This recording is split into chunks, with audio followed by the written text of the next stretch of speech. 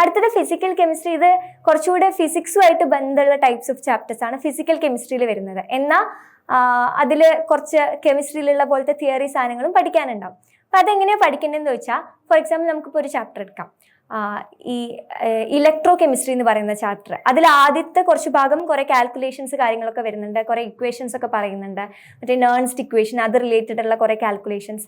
അടുത്ത ഭാഗത്തിൽ മെയിൻലി ബാറ്ററീസിനെ കുറിച്ചൊക്കെയുള്ള കുറെ തിയറിറ്റിക്കൽ ആയിട്ടുള്ള കാര്യങ്ങളാണ് വരുന്നത്. അപ്പോൾ രണ്ട് രീതിയിലും നിങ്ങൾ പഠിക്കേണ്ടതുണ്ട്. അതായത് തിയറി കാര്യങ്ങളൊക്കെ നല്ലോണം പഠിച്ച് തറവാക്കും വേണം, എന്നാൽ അതിൽ പറയുന്ന ലൈക്ക് ഇക്വേഷൻസ് കാര്യങ്ങളൊക്കെ നല്ലോണം പഠിച്ച് മനസ്സിലാക്കി ലൈക്ക് അതിന്റെ ആപ്ലിക്കേഷൻസ് ആയിട്ടാണ് ബാക്കിയുള്ള ചാപ്റ്ററിന്റെ റെസ്റ്റ് ഓഫ് ദി പാർട്ടൊക്കെ വരുന്നത്.